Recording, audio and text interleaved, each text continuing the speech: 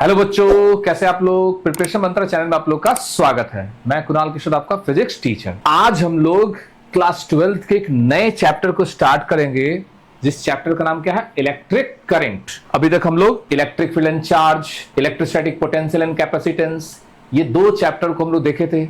आज हम लोग अपना एक नया चैप्टर स्टार्ट करने वाले हैं, जिस चैप्टर का नाम क्या है, इलेक्ट्रिक करंट। इस चैप्टर में हम लोग पूरे करंट के कॉन्सेप्ट को देखेंगे, करंट क्या होता है, ठीक है ना। करंट से रिलेटेड डिफरेंट डिफरेंट इंस्ट्रूमेंट को देखेंगे। इलेक्ट्रिक करंट ये क्लास 10th में भी हम लोग को पढ़ना था, ठीक है ना।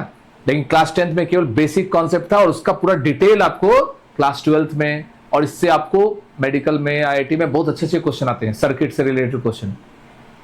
सबसे पहले इस चैप्टर के नाम में ही पहला टॉपिक छुपा हुआ है, टॉपिक है इलेक्ट्रिक करंट। सबसे पहले आपसे पूछा जा सकता है, what is the meaning of current. What is the meaning of current. Current क्या होता है। Anything which can flow is called current. जो फ्लो कर सकता है, जैसे करंट आपको वाटर में भी होता है, करंट आपको हीट में भी बोल सकते हैं, हीट करंट, वाटर करंट, ठीक है ना। करंट अगर चार्ज फ्लो करेगा तब उसको बोलते हैं इलेक्ट्रिक करंट। इसलिए करंट वर्ड का मतलब, अगर सिंपली करंट का मतलब पूछा जाए तो फ्लो, और इलेक्ट्रिक करंट का मतलब पूछा जाए तो चार्ज का फ्लो। बात समझ में आई। करंट का मतलब हो गया फ्लो, जो मूव कर रहा है। विंड करंट हवा फ्लो कर रहा है, वाटर करंट वाटर फ्लो कर रहा है। हीट मतलब हीट करंट का मतलब क्या है, टेम्परेचर के कारण फ्लो हो रहा है। और करंट में फ्लो क्यों होता है, जैसे मान लो वाटर का फ्लो कैसे होगा, लेवल डिफरेंट होना चाहिए, हाई लेवल से लो लेवल की तरफ। मतलब इसके पास पोटेंशियल ज्यादा होगा, यहां पोटेंशियल कम होगा, तो हाई से लो की तरफ करंट का फ्लो होगा।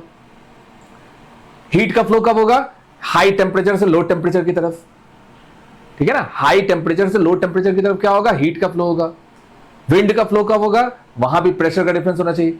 उसी तरह इलेक्ट्रिक करंट में चार्ज का फ्लो होगा। हम लोग को इस चैप्टर में क्या पढ़ना है, इलेक्ट्रिक करंट। तो सबसे फर्स्ट टॉपिक क्या हो गया इस टॉपिक के अंदर, चैप्टर का नाम हो गया इलेक्ट्रिक करंट बोलो या करंट इलेक्ट्रिसिटी बोलो। इसमें जो सबसे पहला टॉपिक है, उस टॉपिक का नाम ही है क्या, इलेक्ट्रिक करंट, ठीक है ना। सबसे फर्स्ट टॉपिक क्या हो गया, इलेक्ट्रिक करंट या करंट इलेक्ट्रिसिटी। तो आपसे पूछा जाएगा डिफाइन इलेक्ट्रिक करंट, तो डिफिनेशन क्या होगा, the flow of electric charge in a conducting wire due to potential difference between the end is called electric current. मतलब चार्ज का फ्लो होना चाहिए, चार्ज का मोशन होना चाहिए, और चार्ज मूव किस में करेगा, कंडक्टर में, ठीक है ना। कंडक्टर किसको बोलते हैं, those substance which allow to flow electric charge as well as heat is called conductor. तो यहां पर इलेक्ट्रिक करंट का मतलब चार्ज का फ्लो, चार्ज किस रेट से फ्लो कर रहा है, यहां वर्ड आया क्या, रेट। चार्ज का फ्लो किस रेट से है, तब उस कॉन्सेप्ट को क्या बोलेंगे, इलेक्ट्रिक करंट। और इलेक्ट्रिक करंट का डिनोशन क्या होता है, आई, ठीक है ना। आई क्या, इलेक्ट्रिक करंट है। तो आई का अगर फॉर्मूला पूछा जाए तो the rate of flow of charge that is D Q. और रेट का मतलब क्या होता है, टाइम से डिवीजन होता है ना। The rate of change of displacement is called velocity, the rate of change of distance is called speed, the rate of change of momentum is called force. उसी तरह the rate of change of charge is defined as electric current, ठीक है ना। The rate of change of charge is defined as electric current. मतलब charge divided by time क्या होगा, current होगा। The amount of charge flow in a conducting wire in unit time is called current. आप इसको ऐसे भी बोल सकते हैं, ठीक है ना। इसलिए करंट वर्ड का मतलब यहां पर आपसे क्या पूछा जा रहा है, इलेक्ट्रिक करंट। सिंपली करंट का मतलब तो फ्लो होता है, लेकिन अगर कभी भी डिफिनेशन पूछा जाए तो इलेक्ट्रिक करंट पूछता है, ठीक है ना। इलेक्ट्रिक करंट का मतलब चार्ज का फ्लो, और चार्ज अपने आप फ्लो नहीं करता है। चार्ज का मतलब इलेक्ट्रॉन प्रोटॉन। चार्ज बताया था ना दो तरह का, negative charge electron, positive charge proton. तो I इक्वल टू क्या हो गया, D Q by D T. D Q का मतलब amount of charge travel in D T time. I का वैल्यू तो निकल गया। फिजिकल क्वांटिटी को मेजर करने के लिए यूनिट भी चाहिए, तो अगर इसका यूनिट अगर हम लोग देखें, ऐसा यूनिट ऑफ I, ऐसा यूनिट ऑफ I इज, देखो तो चार्ज का यूनिट क्या होता है, चार्ज को हम लोग कैसे मेजर करते हैं, कूलम्ब के फॉर्म में, और टाइम का यूनिट क्या होता है? सेकंड। तो आपसे पूछा जाएगा करंट का यूनिट क्या होगा? कूलम्ब पर सेकंड। क्या होगा? कूलम्ब पर सेकंड। और इसी को शॉर्ट में हम लोग क्या बोलते हैं? एम्पियर। ठीक है ना? शॉर्ट में हम लोग क्या बोलेंगे? कूलम्ब पर सेकंड, और उसी को शॉर्ट में क्या बोलेंगे? एम्पियर। तो आपसे अगर पूछा जाए व्हाट इज द ऐसा unit of current that is coulomb पर सेकंड और एम्पियर। ठीक है ना? एकदम सिंपल सा कॉन्सेप्ट है, 10th में पढ़ चुके हैं। आई बराबर क्यू बाई टी बोलो, D Q by D T बोलो, सब एक ही है। Charge per unit time in a given wire is called electric current. Electric current का यूनिट क्या हो गया? कूलम्ब पर सेकंड। मतलब एक सेकंड में कितना कूलम्ब चार्ज का फ्लो हो रहा है, उसी अमाउंट को क्या बोलेंगे? Current. Current is the amount of electron flow in a conducting wire in a given time, that is unit time. पूरे फिजिक्स में फिजिकल क्वांटिटी को कैटेगराइज किया गया था, आपको बताए थे वेक्टर और स्केलर में। तो यहां पर अब इस करंट का कुछ ना कुछ नाम देना पड़ेगा, स्केलर है, वेक्टर है। देखो करंट एक्चुअली में ना स्केलर होता है ना वेक्टर होता है, वो टेंसर क्वांटिटी होता है। मतलब करंट में डायरेक्शन भी होता है, मैग्नीट्यूड भी होता है, लेकिन वेक्टर नहीं है।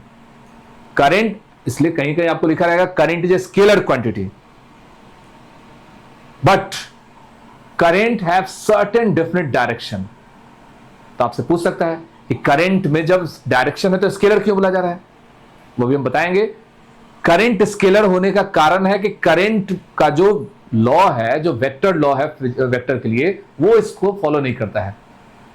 Electric current does not follow the vector law of addition.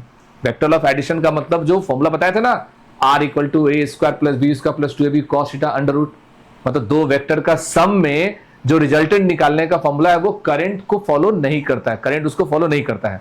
लेकिन करंट में अपना डायरेक्शन है, और वो डायरेक्शन क्यों आता है वो आपको आगे इस टॉपिक में समझ में आएगा। इलेक्ट्रॉन के फ्लो के अनुसार डायरेक्शन पता चलता है। तो सबसे पहला कॉन्सेप्ट याद रखना है कि करंट क्या है? Charge by time. The flow of charge in a given wire in unit time is called current. Current का यूनिट क्या हो गया? कूलम्ब पर सेकंड, और शॉर्ट में क्या बोलेंगे इसको? एम्पियर। ठीक है ना? करंट स्केलर क्यों, ये समझिए। पहले वेक्टर और स्केलर में थोड़ा सा डिफरेंस। जैसे मान लीजिए हम एक बॉडी है, उस बॉडी पर हम फोर्स कुछ लगाते हैं, ठीक है ना? मान लेते हैं हम यहां से उस पर 10 न्यूटन का फोर्स लगाएं, और इस डायरेक्शन में भी 10 न्यूटन का फोर्स लगा रहे हैं। तो वेक्टर लॉ के अनुसार यहां पर नेट फोर्स अगर हमसे पूछा जाए तो क्या होगा? जीरो। नेट फोर्स क्या हो जाएगा? जीरो हो जाएगा।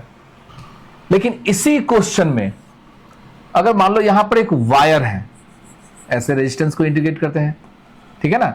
और इस वायर में इस डायरेक्शन में मान लो 10 एम्पियर का करंट फ्लो कर रहा है, 10 एम्पियर का करंट, ठीक है? और दूसरा वायर आपको इधर है, और यहां भी आपको वो 10 एम्पियर का ही करंट फ्लो कर रहा है। तो आप देखो, तो इस केस में जब दो फोर्स एक दूसरे का जस्ट ऑपोजिट था और दोनों का वैल्यू सेम था, तो नेट तो जीरो आ गया। लेकिन यहां पर नेट करंट वो जीरो नहीं होगा। करंट एक अमाउंट है, मतलब यहां से 10 एम्पियर का मतलब हो गया 10 कूलम्ब पर सेकंड, मतलब एक सेकंड में 10 कूलम्ब चार्ज यहां पर पहुंचा। यहां से भी 10 कूलम्ब चार्ज एक सेकंड में पहुंचा। वो जो दोनों मिलेगा तो 20 कूलम्ब हो जाएगा, और वो किधर जाएगा हमको नहीं पता। और वो जाने के लिए क्या कर दिए? मान लो हम यहां से एक वायर लगा दिए, तो जो नेट करंट है वो 20 एम्पियर यहां से चला जाएगा। तो क्या इसी डायरेक्शन में जाएगा? नहीं, आप वायर जिधर भी लगा दो उधर चला जाएगा। तो यहां पर जो नेट वैल्यू है वो क्या है? 20 एम्पियर आ गया।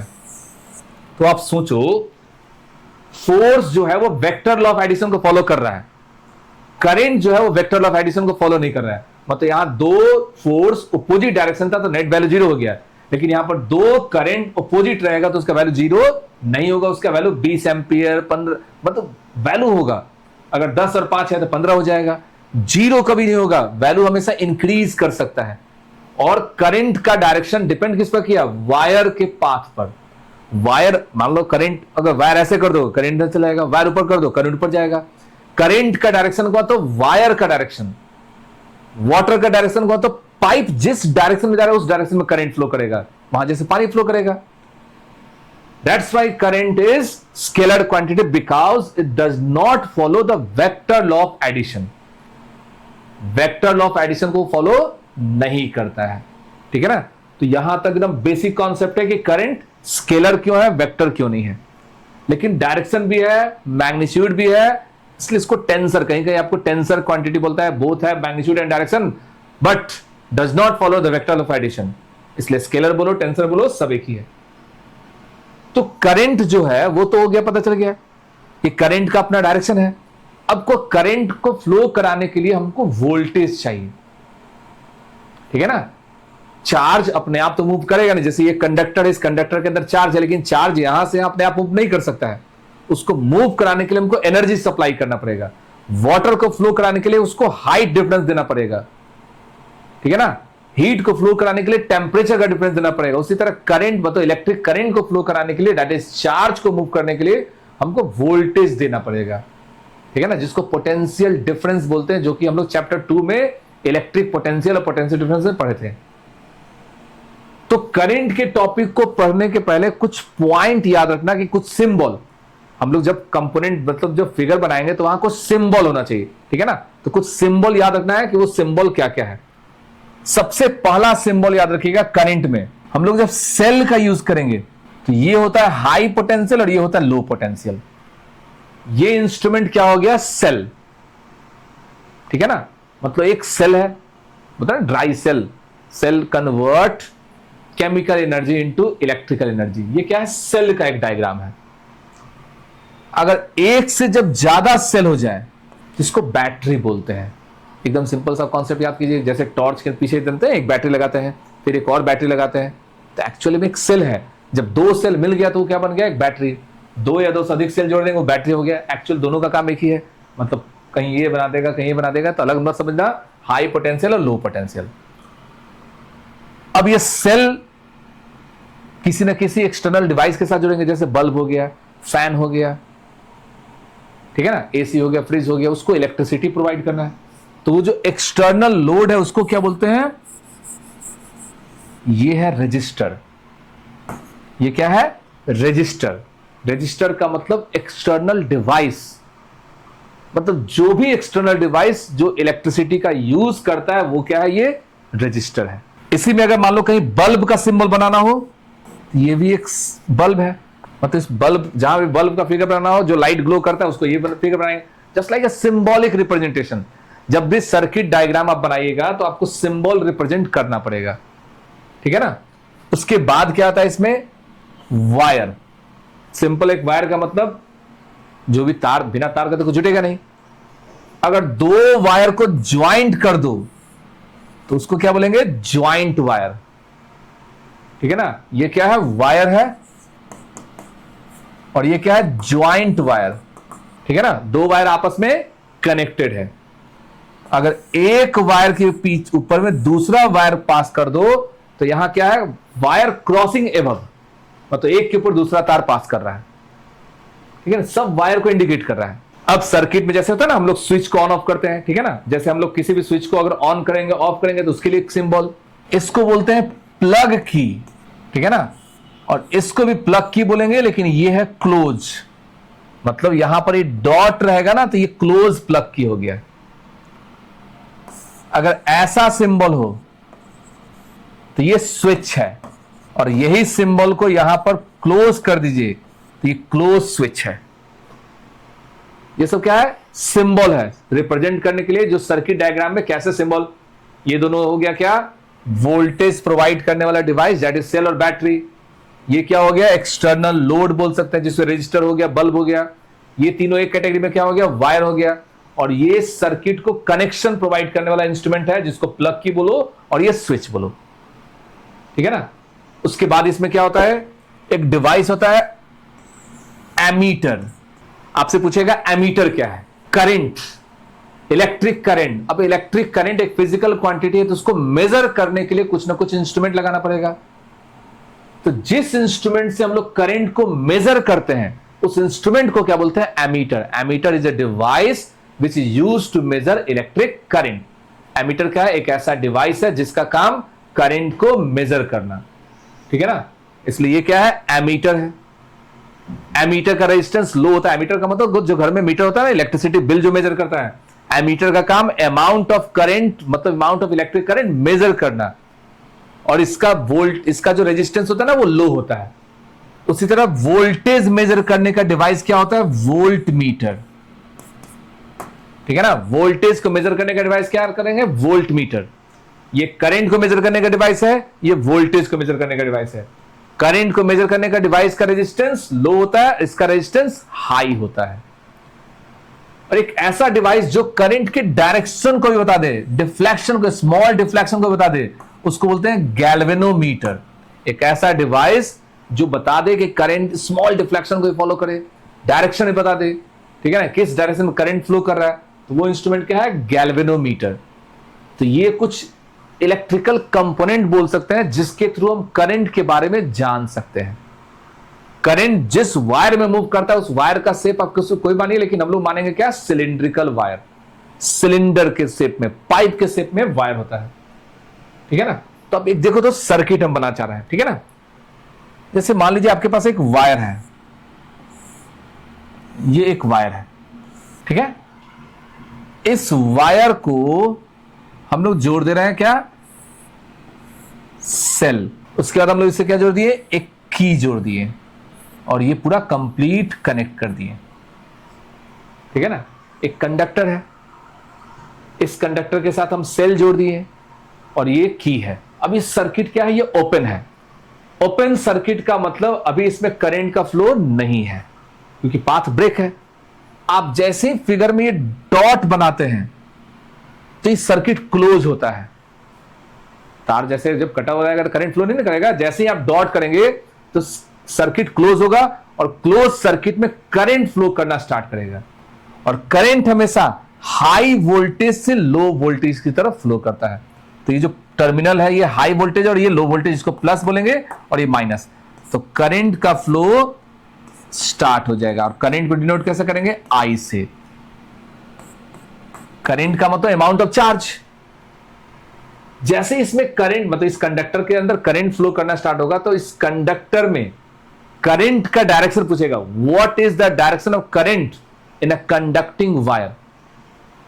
तो याद रखिएगा, वायर के अंदर का जो भी इलेक्ट्रॉन है, मतलब इलेक्ट्रॉन जो है वो करंट के अगेंस्ट मूव करना स्टार्ट होगा। The direction of electron is move opposite to the direction of electric current. मतलब ये समझ लो, इलेक्ट्रॉन जो होगा वो करंट के डायरेक्शन के अगेंस्ट मूव करना स्टार्ट करेगा, और जो प्रोटॉन जो होगा वो करंट के डायरेक्शन के तरफ मूव करना स्टार्ट होगा, ठीक है ना। Proton is move towards the direction of current and electrons are move opposite to the direction of current.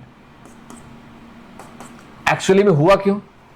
ये जो high voltage that is positive terminal वो इलेक्ट्रॉन को अपने तरफ अट्रैक्ट करना चाह रहा है, और जो निगेटिव टर्मिनल है वो प्रोटॉन को। तो एक्चुअल में पूछेगा what is the direction of current in a conducting wire? The direction of current in a conducting wire is along the direction of proton और opposite to the direction of electron। Current का direction क्या होगा? Electron के direction के against और proton के direction के तरफ। एकदम सिंपल। और सेल के थ्रू अगर सेल से करंट का डायरेक्शन पूछेगा तो पॉजिटिव से निकलेगा और निगेटिव में एंड करेगा। जितना करंट बाहर निकलेगा उतना ही करंट आपको इनवर्ट भी मानना है। तो आपसे अगर सिंपल सा कॉन्सेप्ट पूछा जाए कि करंट का डायरेक्शन क्या होता है, तो एक लाइन में answer along the direction of positive charge that is proton और opposite to the direction of negative charge that is electron। तो यहां तक हम लोग बेसिक कॉन्सेप्ट को सीखे हैं करंट के बारे में कि करंट क्या होता है। फिर से, करंट क्या है? एक फिजिकल क्वांटिटी है जो हमको बताता है कितना चार्ज एक सेकेंड में फ्लो करता है। The amount of electric charge flow in a conducting wire that is in unit time. I equal to क्या हो गया? Q by T. फॉर्मूला क्या हो गया? कूलम पर सेकेंड, और उसको शॉर्ट में क्या बोलेंगे? एम्पियर। करंट को मेजर करने का इंस्ट्रूमेंट, मतलब ये जो करंट है इस करंट का वैल्यू कितना होगा, कितना एम्पियर का करंट फ्लो करेगा, तो उसको मेजर करने के लिए कौन सा इंस्ट्रूमेंट यूज करेंगे हम लोग? एमीटर यूज करेंगे, ठीक है ना, जिससे सिंपली होता है ना मीटर, इलेक्ट्रॉनिक मीटर हो चाहे डिजिटल मीटर, जैसा मीटर हो, इलेक्ट्रॉनिक मीटर, आजकल जो इलेक्ट्रॉनिक मीटर लग रहा है प्रीपेड स्मार्ट मीटर, तो उसी को बोलते हैं एमीटर, जो कि करंट को मेजर कर सकता है। वोल्टेज को मेजर करने का इंस्ट्रूमेंट वोल्ट मीटर। एमीटर का रेजिस्टेंस क्या होता है? लो, वोल्टमीटर का रेजिस्टेंस हाई। और गैल्वेनोमीटर एक इंस्ट्रूमेंट है जो एक्चुअल करंट के डिफ्लेक्शन को भी बता सकता है, किस डायरेक्शन में डिफ्लेक्शन है। उसके बाद एक छोटा सा पॉइंट याद रखिएगा, करंट का डायरेक्शन क्या होता है? इलेक्ट्रॉन के अगेंस्ट और प्रोटॉन की तरफ।